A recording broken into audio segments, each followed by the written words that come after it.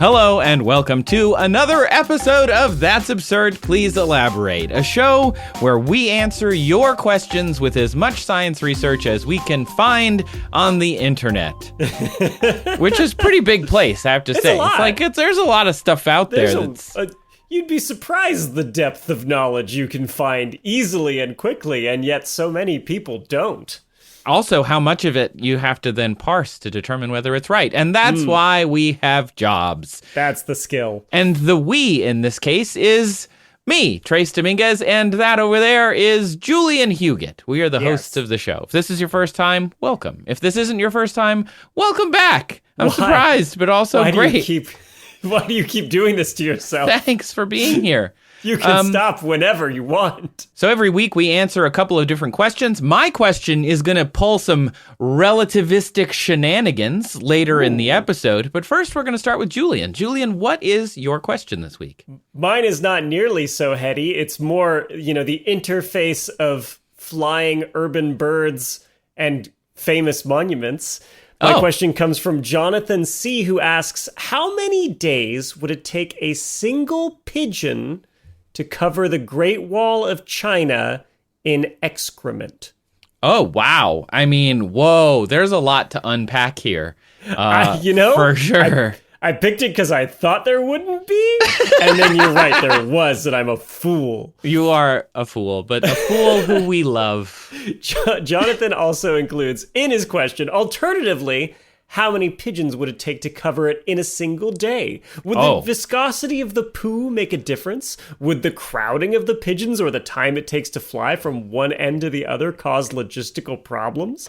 How many pigeon casualties would we have in the process? Would it be more than the number of human casualties building the wall itself? Are pigeon days a viable measure of area? And most importantly, would that solve anything? Yeah. I mean, it would solve, I can think of at least one thing, but I don't want to step on your pigeon toes. Save it. Oh, I'm sensitive about that. I don't have the condition where they point inward. I have literal scaly toes. Oh, yeah. Well, that's why you keep your shoes on at all times. A Y shape. I've literally never seen you in sandals for that reason. And also, it's a sensitive topic. You can't wear flip-flops, poor guy. I know. Sad. Okay, so first off, thing I thought would be the easy part of this, Trace. Great Wall. How big is it?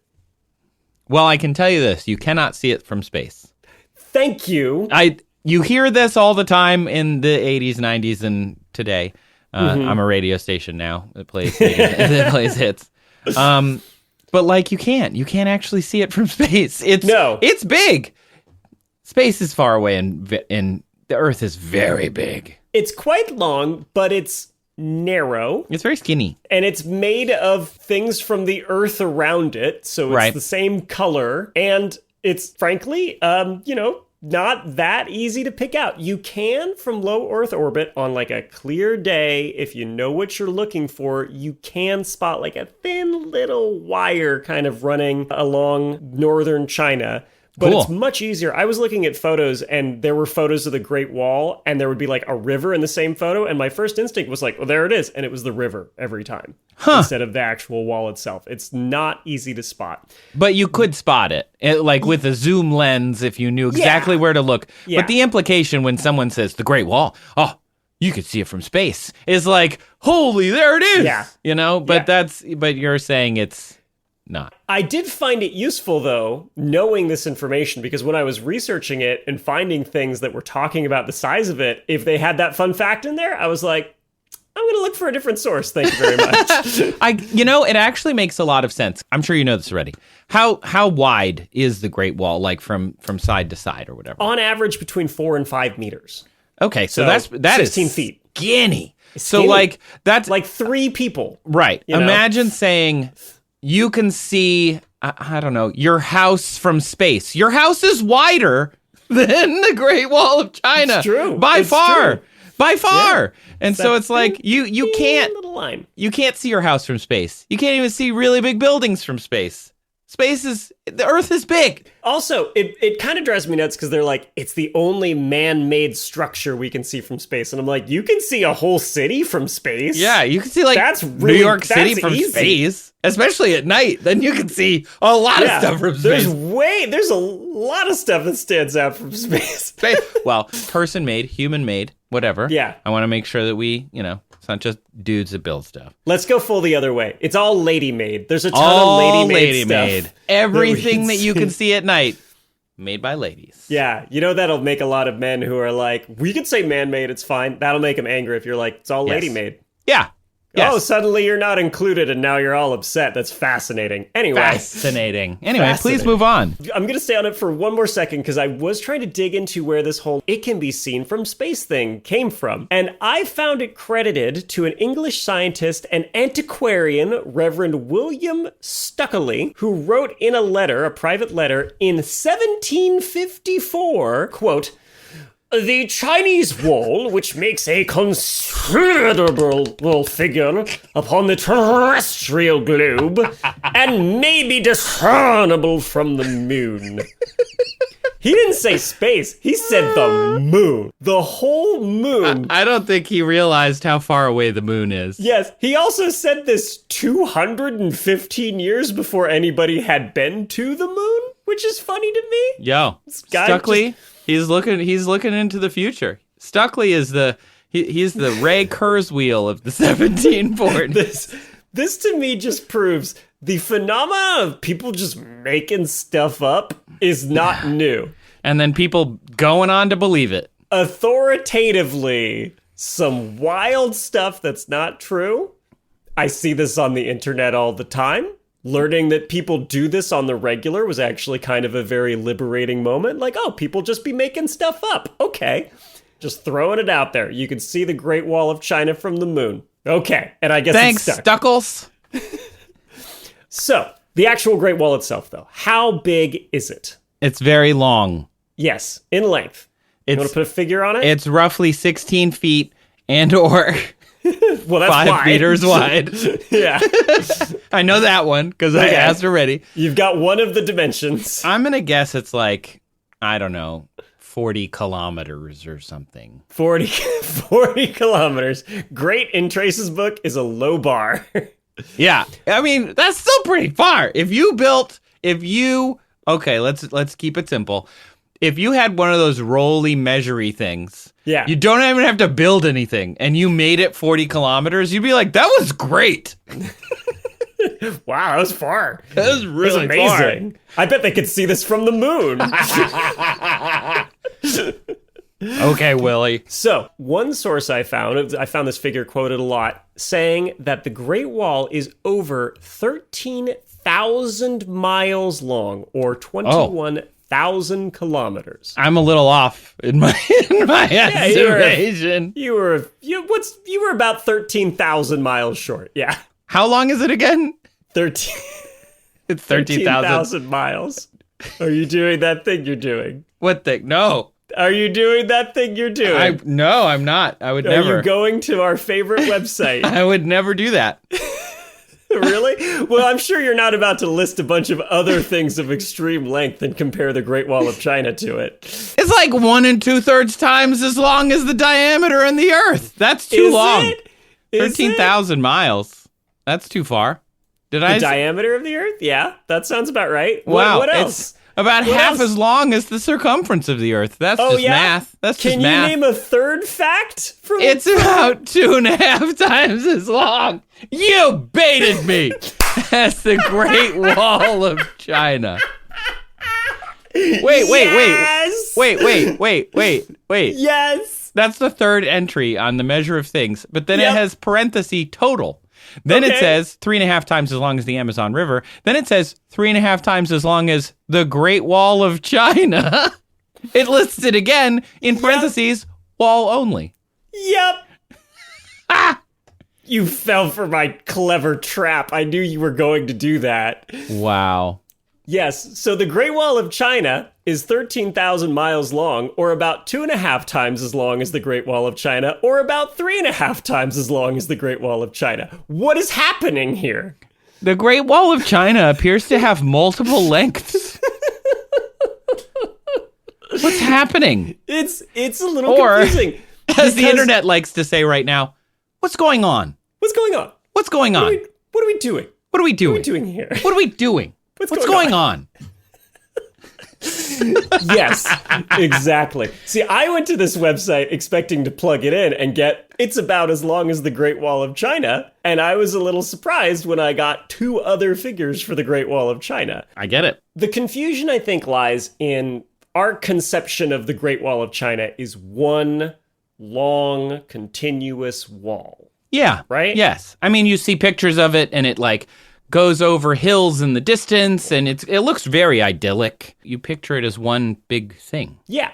And this may not surprise you, but for a structure that can be at a minimum over 3,000 miles long, it's not going to be one continuous thing. So to figure out kind of why there's this discrepancy, it probably helps to know a bit of the history of the Great Wall of China.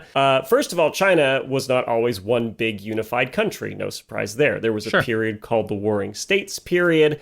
And during that time, all of these little sub-areas were fighting each other. And no big surprise, they built walls between each other to protect themselves from each other. Yeah. So that started around 2,500 years ago. And then when the first emperor of China from the state of Qin unified the whole country, he was like, all right, we are going to take down the parts of the wall in between the now unified states, but we're going to build it and reinforce it up along the northern border, which makes sense because they were worried about other tribes that they had not yet tried to conquer or Mongolians farther north from there. As we learned in the documentary Game of Thrones, also zombies.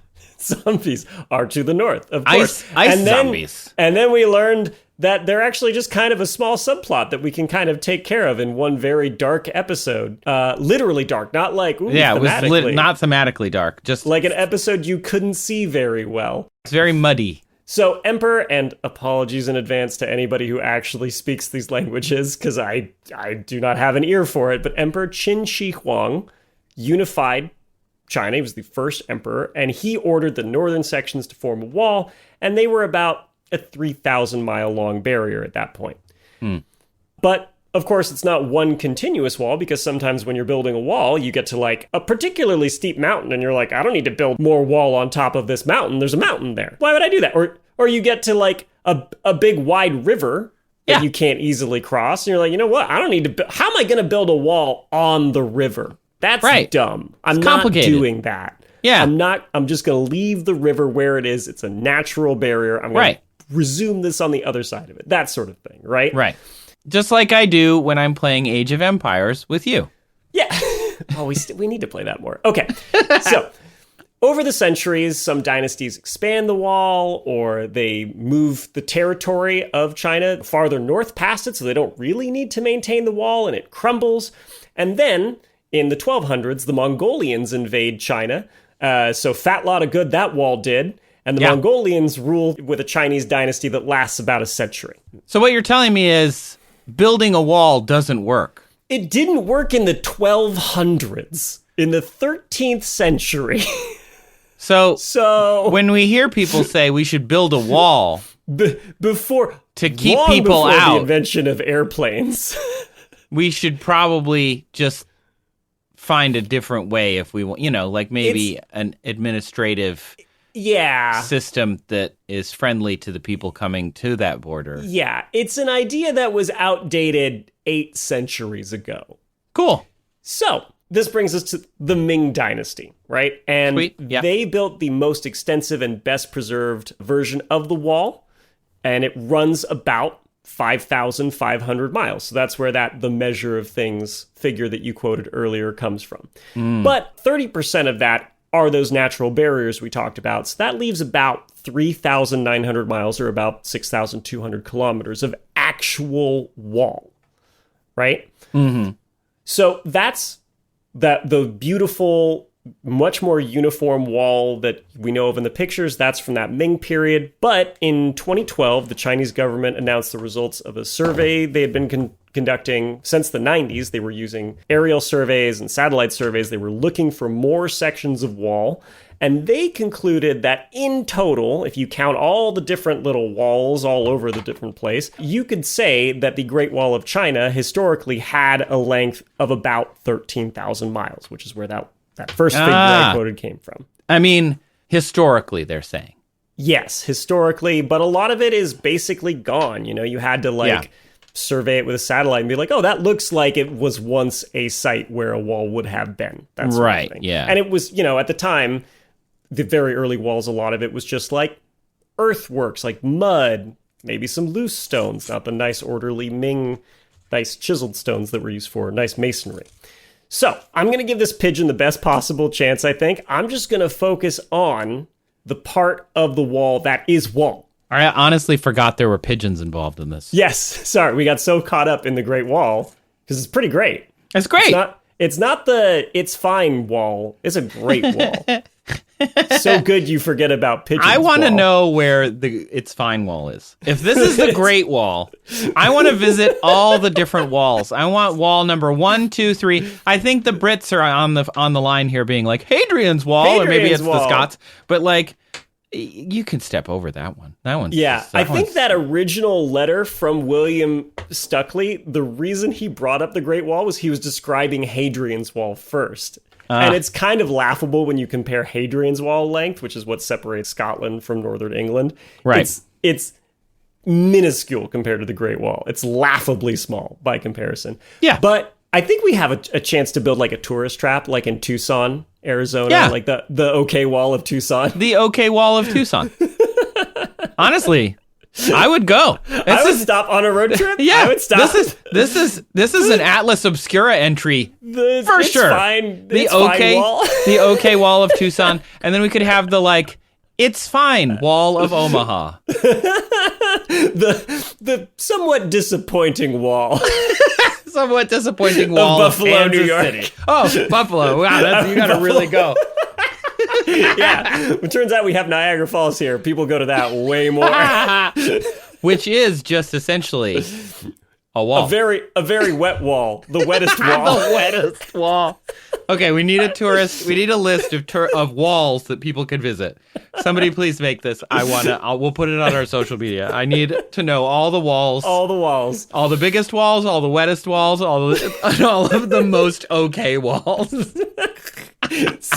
Perfectly serviceable wall of Dubuque. Okay, so we're going to give this pigeon, which was the whole point of this, right? Which, by the way, every time I read pigeon now, I think of that Russian accent of the nuclear facilities janitor. We need one very special pigeon to poop on this wall. I think of the Australian comedian gal that was going around social media who picked up a pigeon off the ground. And she said, hang on, I'm getting a call. And she picks up a pigeon. She goes, wrong number, and puts it back down. At a brunch place. It was incredible. It's an incredible clip. I love it. Okay, truly we live in the golden age of absurd comedy. Okay. We sure do. So, I'm just going to say the pigeon's pooping on only the wall portion, right? Fair. Otherwise, it's just pooping on a mountain. Pigeons are doing that all the time. There's nothing interesting there. You're pooping on a river that we couldn't build a wall on. We can't possibly get you to poop enough to fill up the river. Come on. Also, I don't know if you know this, but pigeons can't read satellite image data.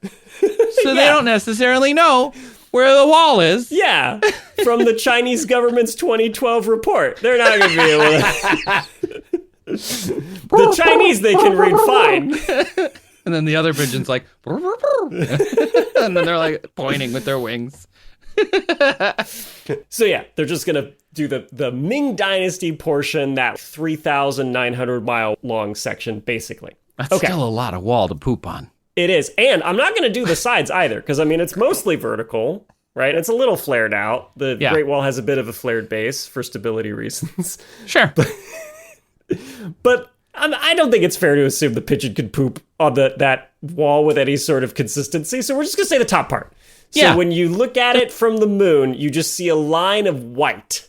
Uric acid. Yes, that's what it is. Correct. It's really more akin to their pee, that white part, than it is to poop. But anyway, that's why sources I found call it excreta, which is, I know, much more sciencey sounding. That's a terrible superhero. Excreta. Excreta. I wouldn't mess with her. Get poop all over you. I would, as a villain, I would be discouraged. I would rethink my life of crime. Do you think Excreta has a number 2? If she's number 1, who's her sidekick? That's the thing. She's 1 and 2. That's what makes her special.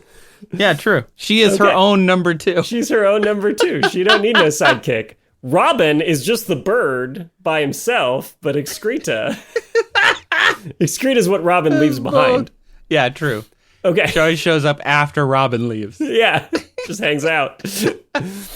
Okay, this portion we're covering is about 3,900 miles long. Average 4 to 5 meters. I'll take the higher end of 5 meters. There's also watchtowers along the length, and their spacing varies because it's a very long wall. In some areas, it's more important to have a lot of them close together, and some you can get away with them being several kilometers apart. But also, when you add up the average area of these watchtowers compared to the continuous length of the whole wall times that width, it's a rounding error. So I'm going to ignore those. So, with just that section I've described, that means the pigeon is going to have to cover a total length of about 6 million meters by 5 meters, or 30 million square meters.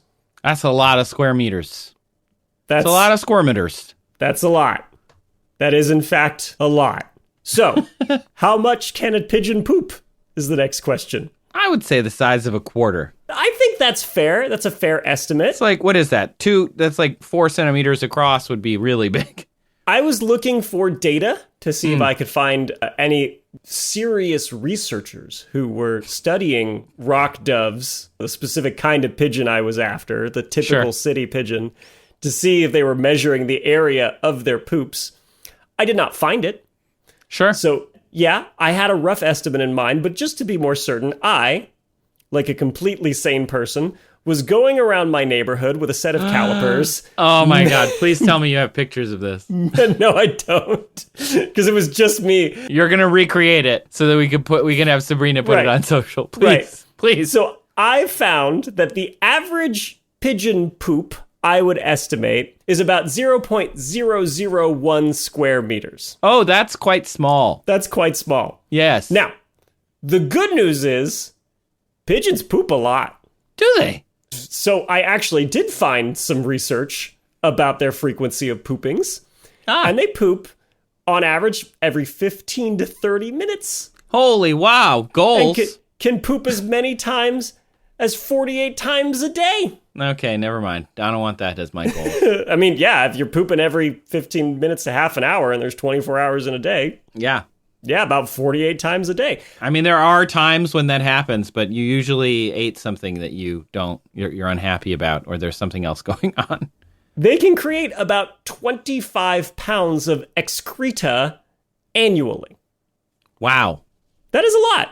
That is a lot. Over time. So, if they, on average, have a poop of about 0.001 square meters, and they're going, let's say, I'll round up to be nice, 50 times a day, that means they have, on average, an area covered of about 0.05 square meters. 0.05 square meters a day. Per pigeon. Per pigeon. Well, now we're just doing math. Yeah. That's what it's going to work out to. So if they're covering 0.05 square meters a day. Yeah, per pigeon. It would take a pigeon 619 million days. Oh. Actually, more like 620 million days to cover this Great Wall of China. Are you looking up what I think you're looking up? I'm looking up how many years that would be. Oh, God. Oh. It's about 1.7 million years. Oh, my. Oh, too many. That's too many. For a single pigeon. Now, you could, if you were to do it in one day, you would just need 619 million pigeons. That's easy enough. We can find those. That's easy. How hard can that be? I don't think it's too far off the world pigeon population. It can't be, right? I don't know. Did you look it up? I did look it up. I don't remember where that number is. But there's a lot of different types of pigeons as well. Yeah, pigeons are great. Super bird. They're quite diverse. I think we're all thinking of the rock dove type, like I mentioned, right? That gray with little like an rascal iridescent that you see. wings and Yes. cute you little see them head. in just about every city. I wanted to make sure that they would be in China. Yeah, I was going to ask that. Wouldn't have to import. And it turns out, yes, China actually has a pretty rich history of breeding pigeons and having pigeon keepers that do it for fun. And in Beijing in particular, there's a tradition, I'd never heard of this, of something called pigeon whistles. Pigeon whistles? What does one do with a pigeon whistle other than the obvious? I mean, I'm assuming the obvious, rather. What do you think their purpose is of the pigeon whistle? Is it to whistle call a pigeon? for a pigeon to come? No, it's so much zanier than that. Really? They tie them to the pigeons, and as the pigeons fly through the air, it creates a melodious sound. Okay, that is more insane than I thought. You're right. I have sent you a YouTube video There's with one said sound of pigeons. I'm playing it.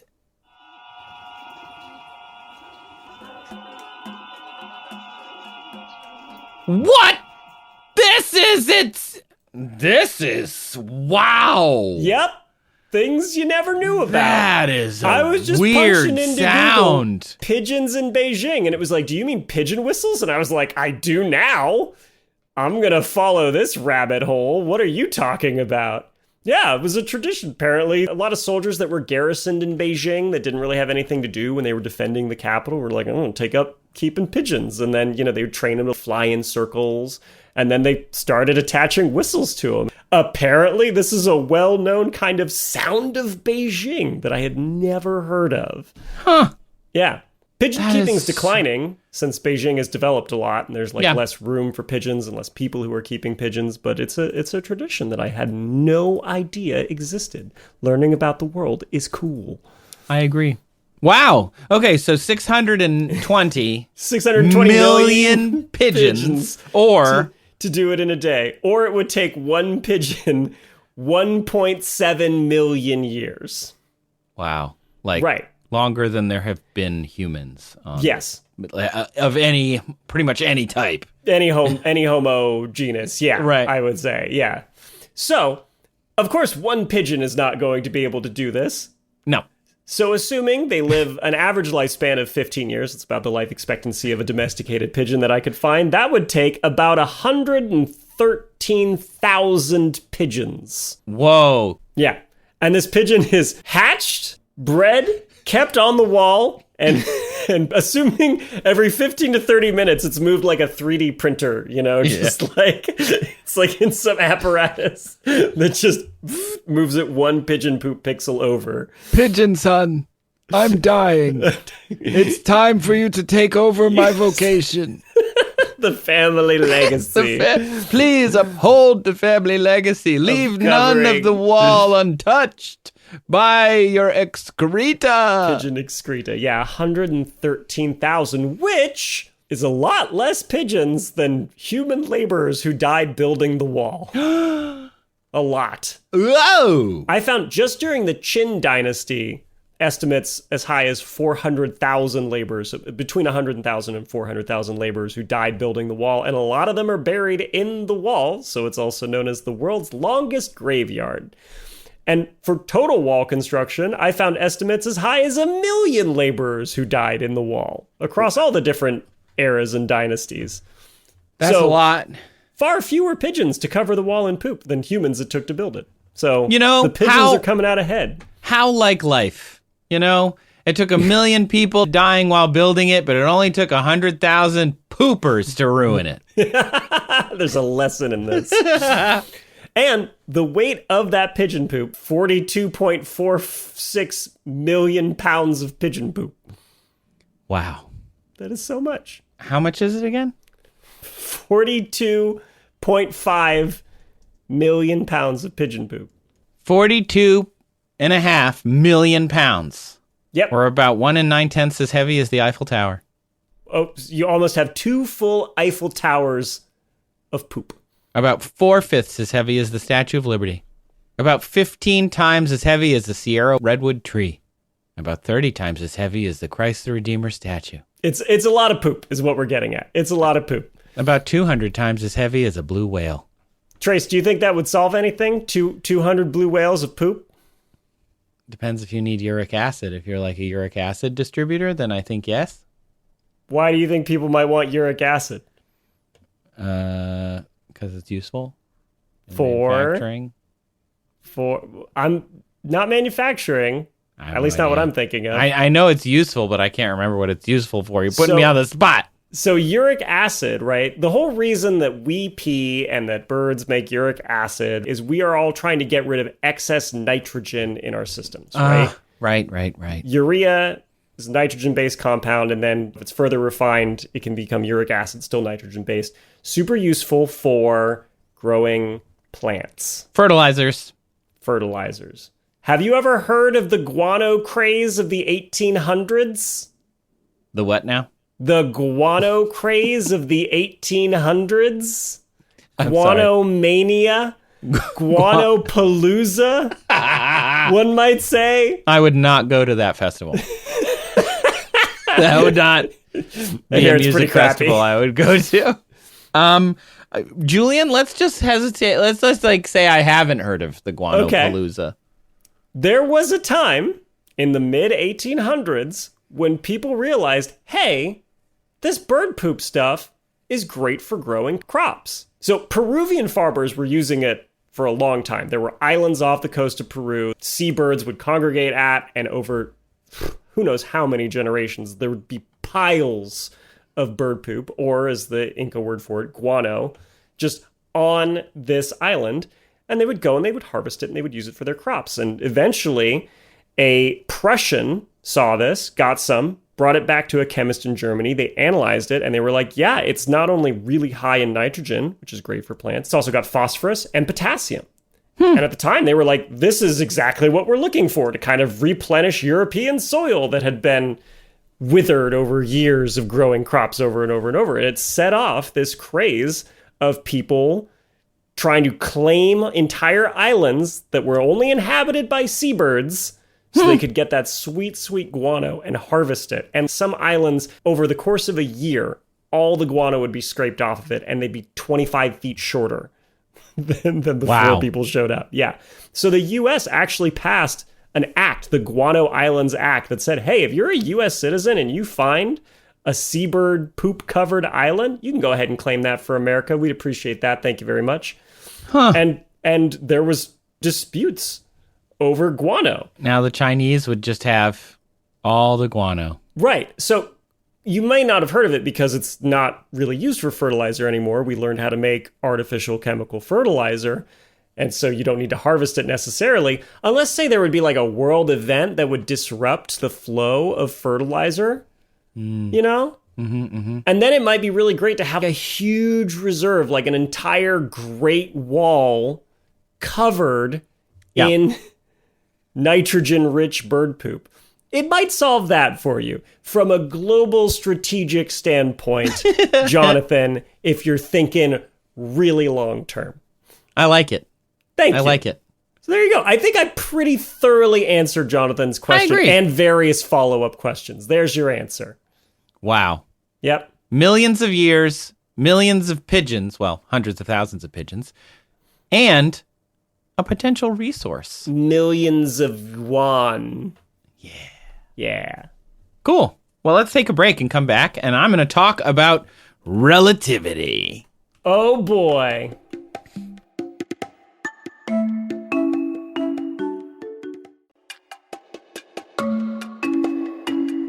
Welcome back. We don't have much time to lose. We must be relatively quick. So, Trace, what's your question? My question comes from Ryan, who asks, what kind of relativistic shenanigans would I need to pull in order to change my birthday by 1 month? Oh, okay. Yeah, interesting, right? Suppose my birthday is on Christmas, parenthesis, Why not? It's not. And I'm tired of getting scammed out of double presents. Therefore, I've resolved to use the power of special and or general relativity to either accelerate or decelerate my aging by 30 Earth days relative to people on the surface of the Earth, to shift my birthday to either November 26th or January 25th out of the gift shadow of Christmas. The Gift Shadow of Christmas, great album name. Incredible album name. Really good. What do I need to do to make this happen? I found this question fascinating to think about. How do you feel about it? You excited? My birthday is actually the week that this airs. This episode is airing the week of my birthday. Okay, not so subtle reminder. Got it. Well, my birthday is just out from under the gift umbra of Christmas. I got lucky. It's mid-January, and so like it's too late. It's like can't pull that. Oh, you get one gift for Christmas / your birthday. Like nope. So I'm safe. So I've never had to consider resorting to time travel, right? Or slowing my aging or whatever you want to call it. So I haven't thought of it, but I like the application. It's truly petty. It is truly petty on a level that, I mean, you have to invent a variety of very complex technologies in order to essentially ask your mom not to get you a Christmas present. Also, there's also your birthday present. But still, okay. Yeah. You could probably use the resources spent to just like, I don't know, get another present for yourself. You're clearly very well off if you're manipulating time and space for this end. It is pretty petty then. So Ryan says that they want to accelerate or decelerate their aging by 30 days. Basically, they want to use special relativity to make their body, specifically, 30 days older. And that is a mathematical possibility. This is a thing Ryan could do based on math. Except there's this riddle. Have you heard the riddle? How many birthdays does the average person have? Is it one? It's one. And every year is a celebration of that anniversary. Right. So, Ryan, this is just me and Ryan now. Ryan, I sincerely ask you, what do you think your birthday is celebrating? the number of days. For Ryan's perspective, it's the number of days my body has been alive, divided by 365 right, and a quarter. I think so, yes. So your question seems to center on the body age, Ryan. You're celebrating your 20th birthday, which means you are 20 years, or 365 times 20, days old. and then you add another day, and you get to 21 years old, or whatever. But then we're not celebrating. Your birthday doesn't. That's not how it works. That's not what birthdays are. It's an anniversary of your birth. But I'll set that pedantry aside and just try and help Ryan here. No, we're gonna go with the Ryan definition of a birthday. My body has spent this much time on Earth. My body age. My body age. So. First, we've got special relativity. When we become an interplanetary species with relativistic time travel, but still have like drinking ages and bars and stuff, we're going to have to rethink the concept of a birthday. True. We can't just put it on the wall. You can put a year on the wall because it's like, well, I traveled for 45 years at near this date, but have not traveled at 99.9% light speed. You're allowed to have a beer. You'd have to have an algorithm that knew your entire travel history, and even before you could remember it. We would need a new conception of age, honestly. Okay, so first, special relativity. The physics, I think, is actually pretty simple to understand. Put simply, the faster you go, the slower time appears to go for you. Mm-hmm. And that's not strictly speaking true, actually. That's not really how it works. More complexly, what really matters is the frame of reference for time perception. So let's say the classic experiment is, let's say there is a mirror on the floor and the ceiling of a train, and there is a laser bouncing photons back and forth between those mirrors, and they go every second.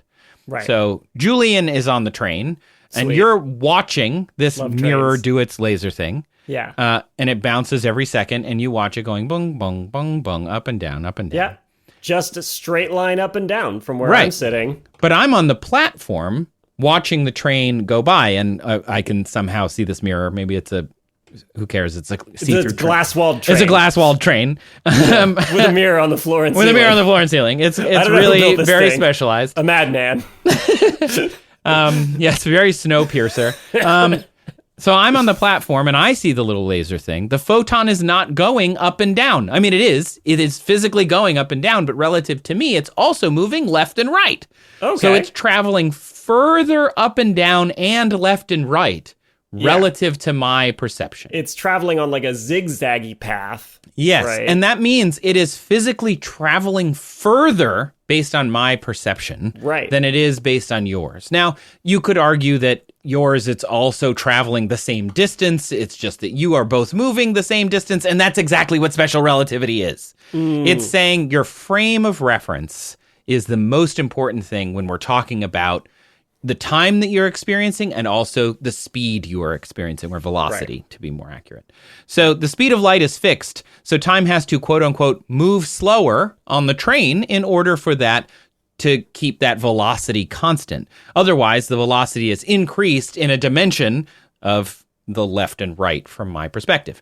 And I know that's a lot, but I think it's actually quite simple to think about if you picture this kind of experiment. And again, this is not something you could really do. It's a thought experiment, but the idea is solid. So it's important to remember in relativity as well that you're thinking now, maybe you start to think about this. The more you think about it, you're like, oh, but trace is also moving because the planet's rotating and moving through space, and the sun is moving through the universe, and everything's expanding. And so it's like, what if you could just stop? There is no natural frame of reference. Yeah. In relativity speak. Yeah. There's no like, well, if you were standing completely still, it's like, no, there's no point where you are still. That's not a thing. It's all relative. That's the whole point. Exactly. That's the whole thing. It depends on the reference that you're trying to calculate it from. So the relative motion is observable. There is no absolute standard of rest. So everyone listening now, if you're driving, be safe. But look at something in front of you that is not moving. It is at rest. I have my glasses here on my desk. They appear to not be moving. Of course, if you're in a car, you are moving alongside the thing. But inside the car, that thing is not moving. And so that is the frame of reference of that thing. It is a stationary object, even though if you're, say, in a car, it's moving through space, like it's moving down the highway or whatever. So nothing is at rest relative to something stationary because, it just doesn't happen. And we'll come back to this in a second, but let's unpack another aspect of this. There's a thing called the moving magnet and conductor problem. Have you heard of this? No. If you have a conductor... On the train? No, like a wire. Oh, a different kind of conductor. Yeah, different kind of conductor. And a magnet, and one is moving relative to the other, what is going to happen? If you have a magnet and a wire. Yeah. You'll generate a current in the wire. Exactly. So let's say you have a magnet and you're spinning it in a coil of wire. You're going to induce current in the wire. Yeah. That's how motors work. That's how electromagnets work. But when you actually do the math for this, and this is the problem, if the magnet is moving, the wire has an electromagnetic field that is near the magnet. Mm-hmm. But if you keep the magnet stationary and move the wire around the magnet, then the electromagnetic field is near the wire and not near the magnet. And this is a difficult problem to understand, but the reason it's important is because this is a problem that was unresolved in physics and discovered in the 19th century, but unexplained. How does the electromagnetic field know where to be? It should just create a field, no matter what. It shouldn't be based on what's going on, according to physicists, from what I understand. And this is what Albert Einstein in 1911 wrote his paper on the electrodynamics of moving bodies, which is now known as a paper on special relativity. This is where it came from, because of this problem. Einstein was really Planck maxing. That's all I'm saying. He was mogging on Planck. And he sure was. He even tapped him in his paper. He mogged him right there in the paper. It's pretty awesome. I hate that I know these words. You used it, though. I was really proud of you. I know. Okay, it's pretty unk, though, when we're using it. Yeah. Continue. Oh my God. It's so unk. The twin paradox is, I think, the more familiar relativity paradox. Okay. Just hearing the term twin paradox, I have a feel, and relativity in the same place, I have a feeling you know what I'm about to say. Yes, right? Two twins who both went to med school. Thank you for your I'm giving you nothing on that. So let's say friend of the show, Scott Kelly, jumps into his spaceship. Right. And brother of friend of the show, Mark Kelly, stays on the ground. But he's not a friend. He will not associate with us. I wish he would come on the show, but he doesn't. He's busy. So now Scott pushes that ship to a significant fraction of the speed of light in space. Then he slows it down and he stops. He turns around and he comes back. So when he gets back to Earth, the age, or in this case, body age, of the twins would be different. Scott's body would now be younger than Mark's body. Okay. This is the twin paradox. And this actually doesn't have anything to do with moving. If you could just hit a magic button and be moving at the speed of light, or a significant fraction of it, that velocity is not the magic. It's in fact the acceleration and deceleration, because the frame of reference matters. Because at some point, when you stop moving relative to your original frame, so when Scott stops moving relative to Mark, way out in space, and then has to reaccelerate again, their frame of reference becomes the same. And that saming of it is what actually makes him younger in physics. It's like difficult because it's math. But it's math, you know. It's math. It's really tough. But anyway, their ages are out of sync and Scott is genuinely younger. So based on special relativity, if Ryan wanted to be 30 days older, he could go jump in a ship and go about 80% of the speed of light. I don't know how he's going to do that. We don't really have the technology to do it. For exactly 18 days, 14 hours, and 24 minutes. Oh, piece of cake. Yeah, if you could do that, then on Earth, we would see Ryan's clock ticking slower relative to our clocks.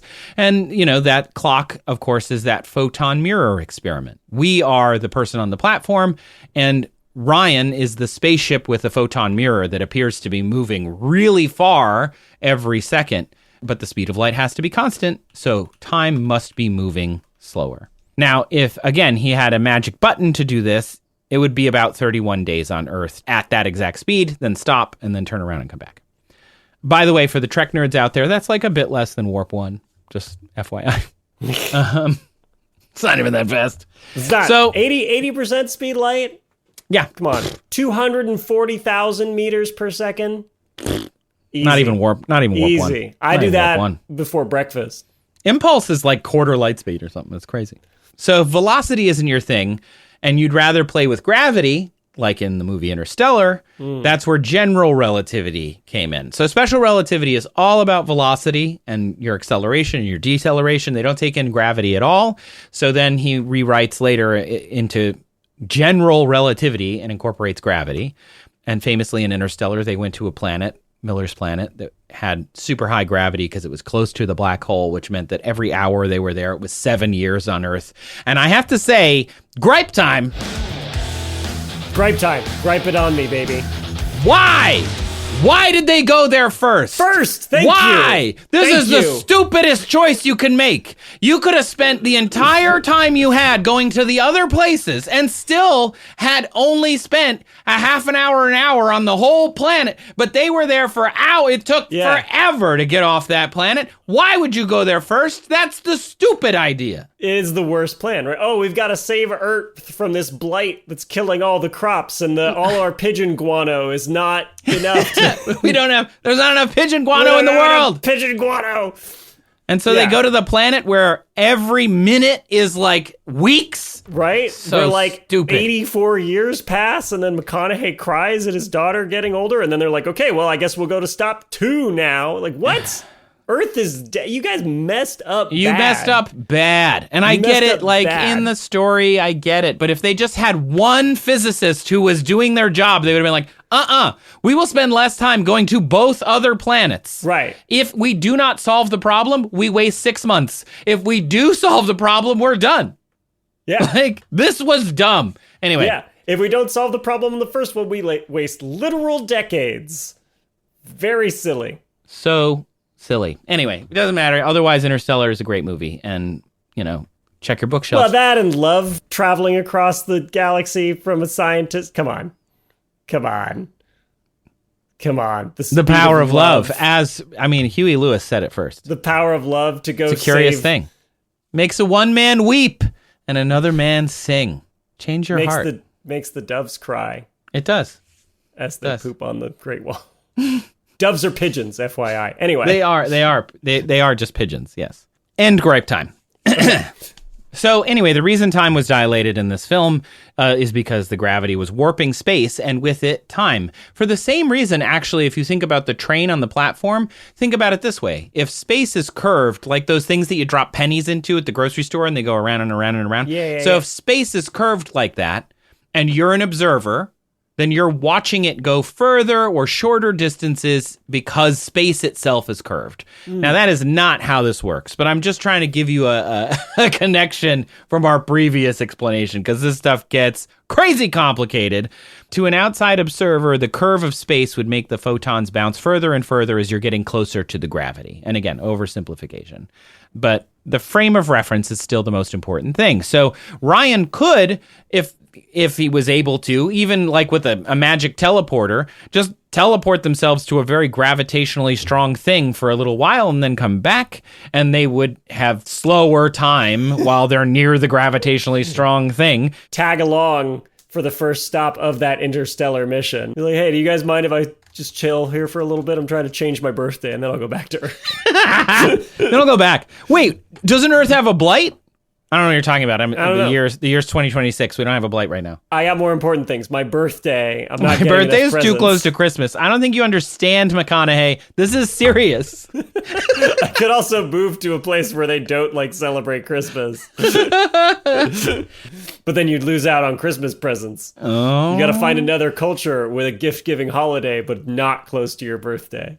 You could also go to planet P3W451 in Stargate SG-1, the one where they connect to a planet and it has a black hole, and it's an excellent episode. You know, there are problems, but it's excellent because if you don't watch SG-1, it's Stargate, you go to another planet, that planet had a black hole around it, so time was moving slower on that side of the Stargate, and it took them a while to figure out why it was doing that. Like, everybody was talking slow, but then by the end of the episode, they were getting one frame of video from the onboard cameras at a time. Like, they really did try and have a cool time dilation thing.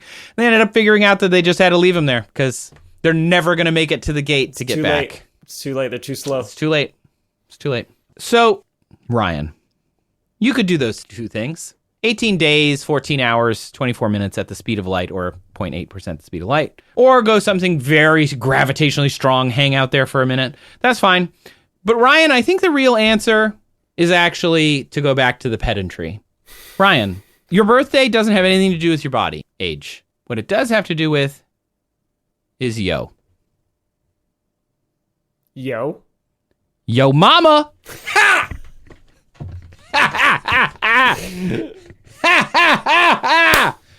So if Ryan wants to be born 30 days sooner or later, all we got to do is put Ryan's mama in a spaceship for 18 days, 14 hours, and 24 minutes, and then have her come back, and he's going to be born at 30 days later.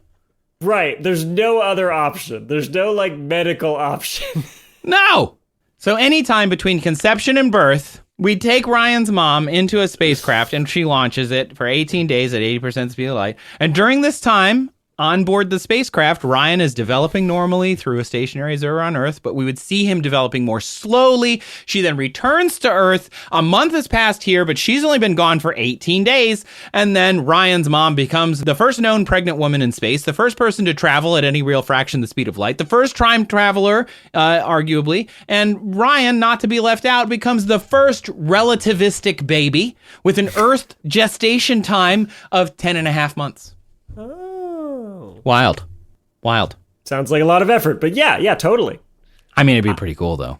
I feel like you could solve this problem more easily with forgery. Just lie about your birthday. You don't even need documents. You don't even need to change the government document. Just move to a new town. Tell all your friends your birthday's January 25th. Tell them you're from Tucson, Arizona. Have you seen the OK wall from my hometown of Tucson, Arizona? Tucson? Have you been to Dubuque? This is the way we talk in Dubuque, Iowa. I don't know if you know that. That's the Iowa accent. That's the Iowa way, my dear boy. Now, I just want to point out, this is all very theoretical and impossible. However, the math is real, and it's baked into something that we use every day. And the people driving might be using it right now, the GPS system. Because GPS satellites are traveling in space pretty far away at like over 3,000 meters per second, or about 7,000 miles an hour. Again, they're like 20,000 kilometers above us. They're very far away. And each is carrying a few atomic clocks. They're measuring the vibration of those atoms to get ultra-precise time. That is no different than this mirror experiment. They're moving so fast, and they are moving at a distance to us. So if you were to look at those atomic clocks and could somehow see them, you would see the vibrations appearing to move slightly more slowly than what we would see if they were standing next to us at the same frame of reference. They're ticking faster than they are on Earth.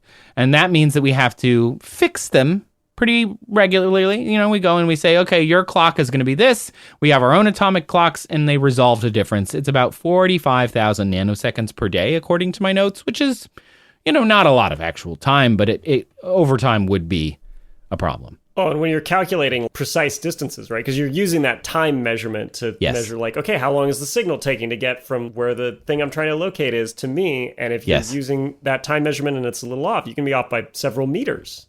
I actually love that you brought that up.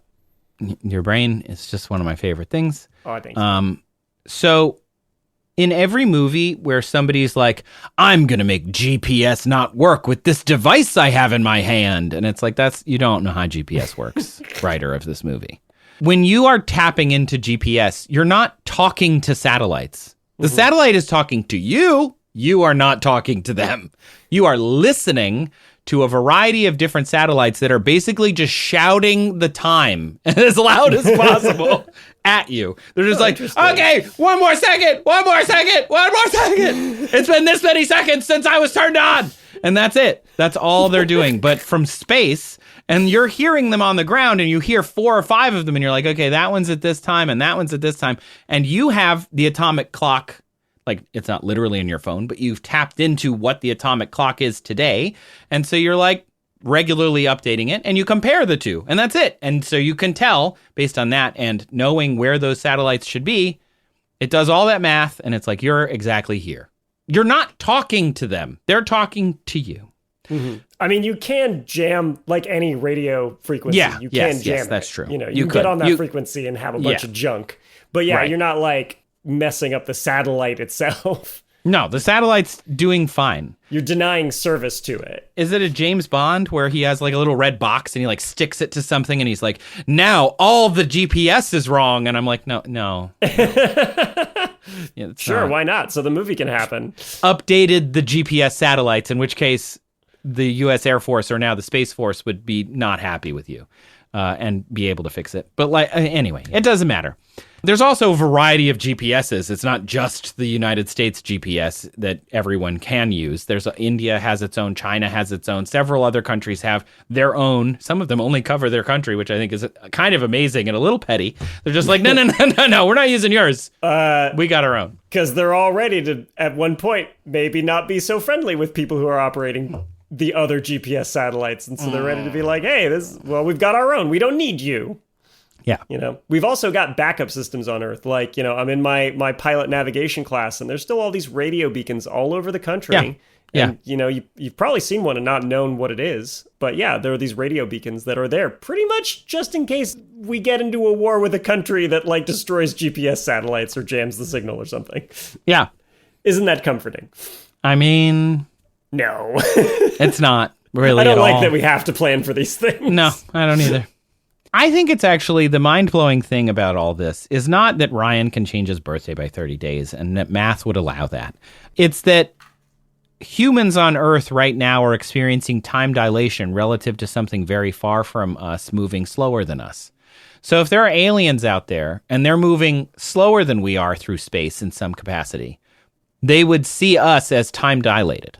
Because not all of the frames of reference in space are the same. And so even when we talk about it like in astronomy, when a star sends its light to us and we say, oh, that took this many billion years to get to us, right?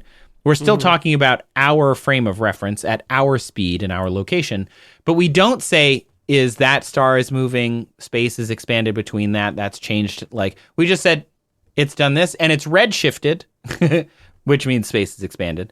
I think it's just really neat that all of this stuff is happening, and we've sort of just, because scientists all incorporated it into their rules already, we just kind of like Space is literally dilating around us, and we're just like, so what do you want for dinner? How are you not freaking out right now? Like, it's amazing. Anyway, Ryan, give your mom the best Mother's Day gift ever. Throw her in a spaceship. Go back in time. Go back in time. Figure all that of this, out by the somehow. way, is forward in time. Back in time stuff. There's really only one way you can do that, and that's with an Einstein-Rosen bridge. It's a wormhole. Theoretically, could allow for tunneling back in time, but we're not going to get into that. Go back in time, Ryan. If you can invent all this stuff, build a Stargate in your basement, just like they did in episode, I can't remember what episode, but I think it was like season 4, and he built a Stargate in his basement when he got the knowledge of the ancients, and he went back in time. Anyway, you can move your birthday. You can move your body age day. Move your body age day, or you can go back in time, give your mom the best Mother's Day gift ever, and send her to space for 18 days, 24 minutes, and 17 hours. My mom would love that, I'm sure. Hey, we got a mention of my mom in there. That's a bingo for somebody, I'm sure. You brought up Star Trek. I did. And Stargate. And Stargate. I don't think that's on a bingo card, but maybe it should be. I love Stargate. It's so good. They're making a new one. I'm excited. Thanks for listening to this episode of That's Absurd, Please Elaborate. The show was created, written, produced, and Stargated by me, Trace Dominguez. And by me, Julian Huguet. It was also produced, edited, and, made better in almost every way by relative genius, based on your frame of reference, relative to us, Kyle Sisk. Man whose birthday we celebrate every day. Because he deserves it. He moves his birthday by saying, it's moved. But in his slight southern drawl. Today was my birthday. Tomorrow will be my birthday again. I am the master of my birthday. Kyle Sisk. Show is also associate produced by Sabrina Capello, and our music is from Epidemic Sound. Thanks to the listeners who submitted questions featured in the episode, Jonathan and Ryan. If you want to submit a question, look for the form in the show notes. You can email us at hello@that'sabsurdshow.com. Visit our website, that'sabsurdshow.com/ask. Call 302-TAPE-SHOW. Leave us a voicemail. You can do so many ways to give us your questions. They're all relative, but they're all great. We can't do this without great, silly, ridiculous questions from you, the audience. So thank you for everyone who sends them in. We see them. We categorize them. We are overwhelmed by your awesome. Your range brains. Thank you for that. Also, thank you to our patrons over on Patreon. Special shout out, as always, to our absurd administrators, Adam, Les, Austin, Jonathan, Dan, Sabrina the Brain, Hannah Apothecarian, Christina Tom McStraw, Brian Shane, and metric ton of Batcat. We've got a lot of anniversary shout outs to give as well. Christina's been with us for 6 months. Austin has been with us for, oh boy, always. 15 months, my word. Les has been with us as an absurd administrator for 21 months. The Brain also 21 months, and Adam 21 months. That must be when we launched our Patreon, because they must have joined early on. Some of the first. Finally, thank you to our newest patron, Josh, who joined at the end of April. Welcome aboard, Josh. Thanks for being here. Enjoy voting on polls like the rest of the patrons, or accessing our bingo cards, which some people have created multiple bingos this week, and so they get a shout out as well. Bins has mercifully shortened his name, but not how many bingo squares he's ticked off. He's got 5 bingos by my count. My goodness. Wow. And Tom with 2. Amazing. If you want to see clips from the show, share them with your networks. Grow the show with us. Go to That's Absurd Show on Instagram and watch when Sabrina roasts us, because she's good at it. Also, we had a re-air a couple weeks back with the Princess Bride episode, and that decided to go viral. So it's at over 100,000 likes and counting. I get notifications all the time. I wish it would stop. I do too. But at the same time, I kind of don't, because it's great. And I really love that people love it so much. If you want to share all of these things with your friends, please go follow us and tell your friends about the show. It's actually the best way that you can help us grow the show, other than leaving us a review. If you haven't done that, please do that as well, because that really tells other people it's worth their time. Same with sharing things on your social media feeds. You're saying, I like this. You could try it. Maybe you'll like it too. And that is super helpful. And finally, a special thanks, of course, to those listening on Nebula. Thank you to those people. Everyone on Nebula listening now is giving us a little bit of monetary support from Nebula just by listening like they would anywhere else. If you want to join, go to go.nebula.tv/that'sabsurd show. You don't just get us. You get all these other things, including exclusive videos from Tom Scott and from Lindsay Ellis, very big YouTubers, Brian from Real Engineering, and Devin from Legal Eagle, and Jordan, who talks about AI, and even Up and Adam, Jade, she's up on there. And there's just so many different people, and we're adding new creators all the time. But like we say at the end of every episode of our show, what's our catchphrase again, Julian? Pigeon guano makes a great Christmas shadow gift. If you don't want to get somebody a full, additional gift for Christmas, pigeon guano has some utility. They can grow plants. They can cover a small percentage of the Great Wall of China. It's an umbral gift. There's a lot of utility here. The power of love is a curious thing. It makes a one man weep and another man sing. It'll change your heart into a little white dove. More than a feeling. That's pooping on a Great Wall of China. Or the power of love. And one of the you other. only need several 100,000 more. Several million more. How long are you doing it? How much time do you have? Can your love sustain this entire time? Will your heart go on, is what you're saying. My first thought for this, have you ever heard that definition of eternity? Is like when a bird flies to a mountain and sharpens its beak once every 1,000 years. And when that mountain is finally worn away, that is the first minute of eternity. I was like that, but with pigeon poop for this whole thing. I was like, wow, what a beautiful metaphor for how long it will take. I never even heard that, and now I'm going to, have to deal with it. That image. In my head. It was so poignant, and then I have my own take on it. Wow. Which is more excreta-centric. I hope that she and Robin finally meet up. Because she just keeps showing up right after him, Yeah. Yeah. Do you think her first name is Rita, in her day-to-day, her alter Excreta? ego? Yeah, Rita Excreta. I feel like it would have to start with E if she's a Marvel character. Don't they always have the same? Edith Excreta? No, I guess they don't. That's their real names. Doctor Strange? That's... Well, I mean, he's Stephen Strange. He's the SS. Tony Stark? Tony Stark. Yeah, I guess he does. Yeah. Peter Parker does, though. Peter Parker, Bruce Banner. A lot of them do. But they don't, but then not with their superhero names. It's not like Harry Hulk. Oh my god, it's Harry the Hulk. Honestly, that would be We're saved. That's incredible. What would Thor's last name be? Thor Stevenson. Stevenson. Aronson. Actually, it'd be Odinson, literally, if it were. I think it is literally Odinson. It would be Odinson. Well, he'd be he's not even in the beginning of the alphabet then. What if he starts a traffic school?